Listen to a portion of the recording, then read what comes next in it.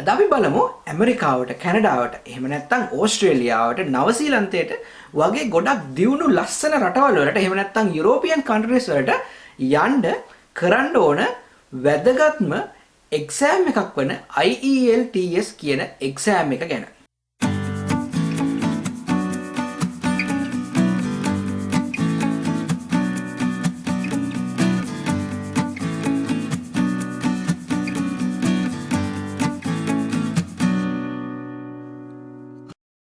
ඔයාලා තාම අපේ CeylonLife channel එකට අලුත් නම් මේක තමයි හොඳම වෙලාව. පල්ලෙහා තියෙන රතු පාට subscribe button එක ඔබලා CeylonLife channel එක subscribe කරලා එතනම තියෙන bell notification button එකත් on කරගන්න එක.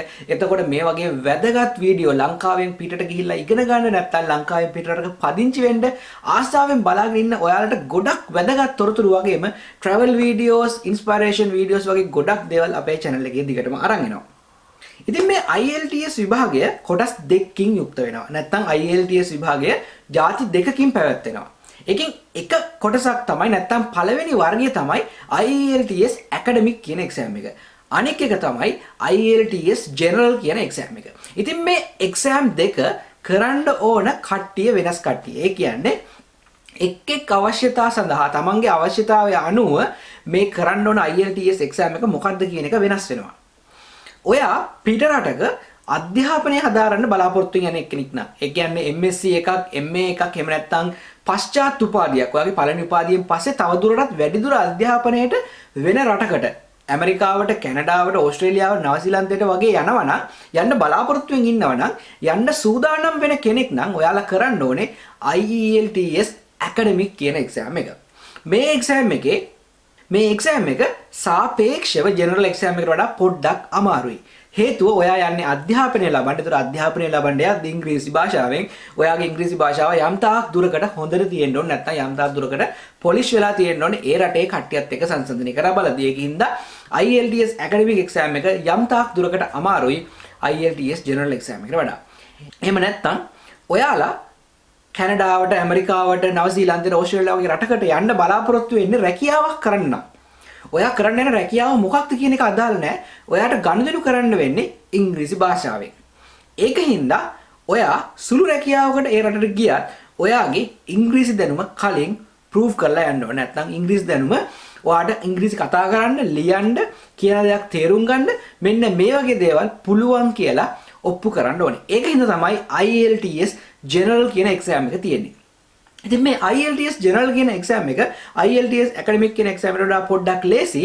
හේතුව ඔයා යන්නේ ඉගෙන ගන්න නෙමෙයි, ඔයා යන්නේ රැකියාවක් කරන්න. ඒකින්ද රැකියාවක් කරද්දී ඊට අවශ්‍ය ගනුදෙනු නැත්නම් ඊට අවශ්‍ය conversations, එහෙම නැත්නම් ඊට අවශ්‍ය සාකච්ඡා, ඒ වගේ දේවල් කරන්න, නැත්නම් මිනිස්සුත් එක්ක කතා කරන්න, මිනිස්සුත් එක්ක communicate කරන්න පුළුවන් දැනුම විතරයි ඔයාලගේ එතනින් බලන්නේ. ඉතින් ඔයාලා රැකියාවකට යන්න බලාපොරොත්තු වෙනවා නම්, විශේෂයෙන්ම මම පහුගිය දවස් ටිකේම කතා කරා කැනඩාවේ වීසා ගන්න පුළුවන් ක්‍රම කීපයක්. EE වීසා, එහෙම නැත්නම් AIPP, මෙන්න මේ වගේ ප්‍රෝග්‍රෑම් ගැන මම channel එකේ කතා කරා. මේ හැම ප්‍රෝග්‍රෑම් එකකටම අවශ්‍ය වෙන්නේ IELTS general කියන එක්සෑම් එක. ඒ වගේම තමයි IELTS academic අවශ්‍ය ප්‍රෝග්‍රෑම් වලට IELTS general ගැලපෙන්නේ නැහැ. IELTS general ගැලපෙන බලාපොරොත්තු වෙන ප්‍රෝග්‍රෑම් වලට IELTS academic ලකුණු ලබා දෙන්න බෑ. නැත්නම් ඒ ලකුණු පිළිගන්නේ නැහැ.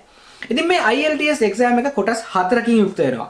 ඔයාලා general කරත්, academic කරත් ඔයාලා මේ කොටස් 4ටම මුහුණ දෙන්න වෙනවා. ඉතින් මේ කොටස් 4 තමයි listening, ඒ කියන්නේ ඔයාගේ ඉංග්‍රීසි සවන් දීමේ හැකියාව බලනවා. ඔයාලා සවන් දීලා යමක් තේරුම් ගන්න පුළුවන්ද කියන එක බලනවා.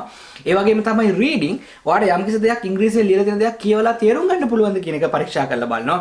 ඒ වගේම තමයි writing, ඔයාලට ඉංග්‍රීසියෙන් යම් දෙයක් ලියලා ඒක තව කෙනෙකුට තේරුම් යන විදිහට ලියන්න පුළුවන්ද කියන එක පරීක්ෂා කරනවා. ඒ වගේම තමයි ස්පීකින්, ඔයාට යම්කිසි කෙනෙක් එක්ක යම්කිසි කාලයක් පුරාවට කන්වර්සේෂන් එකක් නැත්නම් දෙබසක් පවත්වාගෙන යන්න පුළුවන්ද කියන එක පරීක්ෂා කරලා බලනවා. නැත්නම් තව ඉංග්‍රීසි කතා කරන මිනිස්සෙක් එක්ක ඔයාට කමියුනිකේට් කරන්න පුළුවන්ද කියන එක මෙතනදී පරීක්ෂා කරලා බලනවා. ඉතින් මෙන්න මේ කොටස් 4 තමයි IELTS band 4 කියලා කියන්නේ. ඊට අමතරව ඔයාගේ ලකුණු කොටස් 5කින් නිකුත් වෙනවා. ඔයාලා විභාගය කරාට පස්සේ මේ එක් බෑන්ඩ් එකට අදාළ ලකුණු ඔයාලට හම්බ වෙනවා. ඔයාලට ස්පීකින් කීයද, ලිසනින් කීයද, රීඩින් කීයද, ඒ වගේ හම්බ වෙනවා. ඊට අමතරව ඕවරෝල් බෑන්ඩ් කියලා එකක් කතා කරනවා. මේ ඔක්කොම එකතු කරලා යම් කිසි ක්‍රමයකට ඒක ඇවරේජ් කරලා ඔයාට ඕවරෝල් බෑන්ඩ් එක හම්බ වෙනවා. ඉතින් ඇකඩමික් ගැන අපි ආයෙ නැවත කතා කරොත් එහෙම ඇමරිකාවේ, කැනඩාවේ, නවසීලන්තේ, ඕස්ට්‍රේලියාවේ වගේ රටක ඉගෙන ගන්න යන්න බලාපොරොත්තු වෙන්නේ කෙනෙකුට IELTS ඇකඩමික් එක්සෑම් එක කරලා ලකුණු 6.5ක් අවම තිබ්බොත් ඔයාලා 90%කටත් වඩා යුනිවර්සිටිස් වලට ඉංග්‍රීසි සුදුසුකම සපුරනවා. ඔයාට තියෙන IELTS 6.0යි නම් 6.0ෙන් යන්න පුළුවන් යුනිවර්සිටිස් උත් ඔයාලට හොයාගන්න අමාරු නෑ. ඒකෙන් මම කියන එකෙන් ඔයාලට තේරෙනවා එහෙනම් අඩු යුනිවර්සිටිස් ප්‍රමාණයක් තමයි IELTS 6.0 බලාපොරොත්තු වෙන්නේ නැත්නම් ඇක්සෙප්ට් කරන්නේ. 6.5 තිබ්බොත් ඔයාලට කිසිම ප්‍රශ්නයක් නෑ. 90%කටත් වඩා යුනිවර්සිටිස් වලට ඔයාලට ඇප්ලයි කරන්න පුළුවන්. ඒත් ඔයාලා යන්න බලාපොරොත්තු වෙන යුනිවර්සිටි එක ගොඩක් ලොකු රෑන්කින් වලින් උඩ තියෙන යුනිවර්සිටි එකක් නම් සමහර වෙලාවලට එයාලා IELTS ඇකඩමික් එකෙන් 6.5ට වඩා, ඒ කියන්නේ 7ක් 7.5ක් 8ක් උනත් ඉල්ලන අවස්ථා තියෙන්න පුළුවන්. මේක යුනිවර්සිටි එකෙන් යුනිවර්සිටි එකට වෙනස් වෙනවා. ඒ වගේම තමයි ඔයාලා යන්නේ රැකියාවකට නම් IELTS ජෙනරල් කියන එක්සෑම් එකෙන් ඔයාලට ලකුණු 4 ඉඳන් මේකේ සම්පූර්ණ ලකුණු ලබා දෙන ලකුණු 9න් IELTS ලකුණු 4 ඉඳන් 4.5 5.5 6.5 මේ වගේ විවිධාකාර ජොබ් වලට නැත්නම් විවිධාකාර ප්‍රෝග්‍රෑම් වලට විවිධාකාර මට්ටමේ IELTS ලකුණු එයාලා බලාපොරොත්තු වෙනවා. මේක ඒ ප්‍රෝග්‍රෑම් එක මත වෙනස් වෙනවා. ඉතින් මම IELTS එක්සෑම් එකේ ජෙනරල් අයිඩියා එක කතා කරා. ඉතින් මේ එක්සෑම් එකට මුහුණ දෙන්න කට්ටියට පොඩි උපදෙස් කීපයකුත් මේ වීඩියෝ එක හරහා මට දෙන්න හිතුණා. ඔයාලා ඊළඟ අවුරුද්ද ඇතුළත මේ වගේ පිට රටක ජොබ් එකකට අධ්‍යාපනය ලබන්න පදිංචියට වගේ දේවල් වලට යන්න බලාපොරොත්තු වෙන්නම් ඉන්නේ. ඔයාලා මේ එක්සෑම්ස් ගැන දැම්ම හිතන එක හොඳයි. අඩුම තරමේ මේ එක්සෑම් ගැන මාස 6කට කලින්වත් ඔයාලා හිතන්න පටන් ගන්න එක හොඳයි. මොකද මම එහෙම කියන්නේ ඔයාලගේ එක එක්කෙනාගේ ඉංග්‍රීසි දැනුම එක එක්කෙනාට වෙනස්. ඉතින් ඔයාලගේ ඉංග්‍රීසි දැනුම දැන් තියෙන මට්ටමේ ඉඳලා IELTS අදාළ ලකුණු මට්ටම දක්වා වර්ධනය කරගන්න ඔයාලට යම්කිසි කාලයක් ගත වෙන්න පුළුවන්. සාමාන්‍යයෙන් ඉංග්‍රීසි ගොඩාක් දුර්වලයි කියලා හිතන කෙනෙකුට මාස 6ක් මාස 5ක් කලින් ඉඳන් එක්සෑම් එකට සූදානම් වෙන එක හොඳයි. සාමාන්‍යයෙන් ඇවරේජ් ඉංග්‍රීසි දැනුමක් තියෙන එක්කෙනෙකුට තමන්ට හිතනවා නම් තමන්ට තව කෙනෙක්ගෙන් කතා කරන්න පුළුවන්, ලියන්න පුළුවන්, කියන්න පුළුවන් කියලා යම්කිසි මට්ටමකට එයාට මාස 2ක් නැත්නම් මාස 3කට කලින් ඉඳන් එක්සෑම් එකට ලෑස්ති වෙන එක හොඳයි. තමන්ට හොඳටම කොන්ෆිඩන්ට් නම් තමන්ට හොඳටම ඉංග්‍රීසි පුළුවන් කියලා මාසයකට කලින් උනත් IELTS එක්සෑම් එකට ලෑස්ති වෙලා එක්සෑම් එක ගොඩ දාන්න පුළුවන්. මේක ඇකඩමික් ජෙනරල් දෙගොල්ලන්ටම අදාළයි. ඊළඟට IELTS එක්සෑම් එකට ලියාපදිංචි වෙද්දී අපිට මේක කරන්න පුළුවන් ලංකාවේ බ්‍රිටිෂ් කවුන්සිල් කියන ආයතනය සහ තවත් ආයතන කීපයක් හරහා. ඉතින් මේ IELTS එක්සෑම් එක බ්‍රිතාන්‍ය ඉංග්‍රීසි පරීක්ෂා කරන එක්සෑම් එකක්. ඒ වගේම ඇමරිකාවේ තියෙනවා TOEFL කියලා. එකෙන් අපි කතා කරන්නේ ඇමරිකානු ඉංග්‍රීසි තමයි එතනින් පරීක්ෂා කරන්නේ. ඒ වුණාට ඇමරිකාවත් IELTS පිළිගන්නවා. ඒක හින්දා ඒ වගේම ලෝකේ ගොඩක් රටවල් පිළිගන්න එක්සෑම් එක තමයි IELTS. ඒකයි මම IELTS ගැන කතා කරන්නේ. ඉතින් මේ IELTS එක්සෑම් එකට මුහුණ දෙන්න ඔයාලට යම් කිසි මුදලක් ගෙවන්න සිද්ධ වෙනවා. මේ බ්‍රිටිෂ් කවුන්සිල් කියන ආයතනය නැත්නම් මේ IELTS විභාගයේ පවත්වන ආයතනයට. ඒ මුදල රුපියල් 20000 ඉඳන් රුපියල් 30000 අතර මුදලක් වෙනවා. ඊළඟට මේ IELTS එක්සෑම් එක ඔයාලට ක්‍රම දෙකකට මුහුණ දෙන්න පුළුවන්. එකක් written exam එකද නැත්නම් කොලයක ඔයාලට උත්තර ලියලා මේ එක්සෑම් එකට මුහුණ දෙන්න පුළුවන්. එහෙම නැත්නම් computer based exam එක. ඒ කියන්නේ ඔයාලට කම්පියුටර් එක type කරලා මේ එක්සෑම් එකට මුහුණ දෙන්න පුළුවන්. ඉතින් ඔයාලගේ typing speed එක හොඳ නැත්නම් ඔයාලට නැත්නම් පරිගණකයක් ඇසුරෙන් ගොඩක් ඉක්මනට ලියන දේවල් කරන්න බැරි නම් හොඳම වැඩේ තමයි paper based exam එක. එහෙම නැත්නම් කොලයක ලියලා භාවිතා කරන්න පුළුවන් නැත්නම් උත්තර දෙන්න පුළුවන් එක්සෑම් එකට ලියාපදිංචි වෙන එක.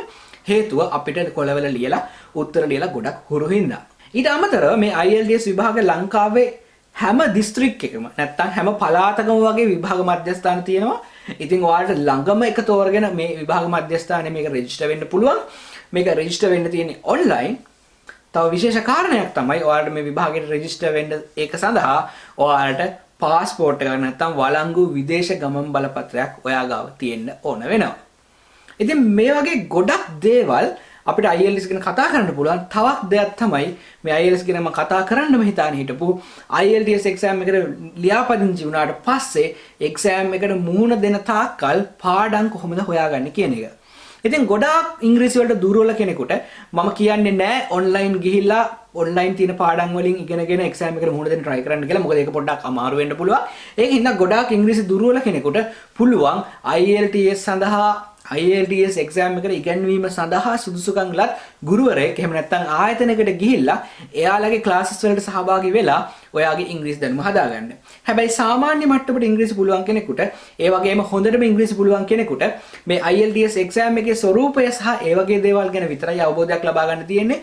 ඉතින් මේ අයට online ඕන තරම් resources තියෙනවා. තමන්ට ගිහිල්ලා නොමිලේම මේ පාඩම් ලබාගෙන ඒවත් ස්වාධීනය කරලා නැත්නම් self study කරලා exam එක ගොඩ දාගන්න. ඉතින් මම මේ වීඩියෝ එකේ යට description එකේ link එකක් දානවා.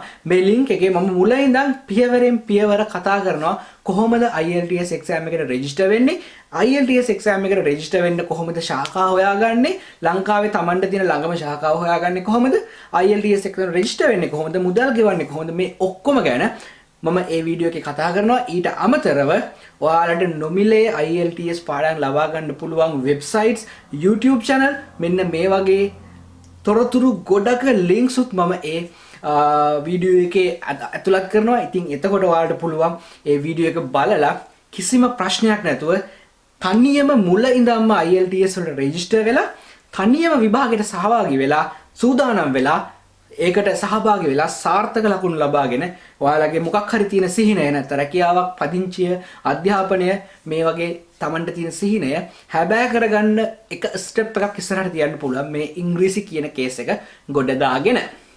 එහෙනම් මේ වගේ තවත් ලස්සන වැදගත් වීඩියෝ එකකින් ඉක්මනටම හම්බ වෙනකන් ගිහින් එන්නම්. ඔයාලා ඔක්කොටම සුබම සුබ දවසක්.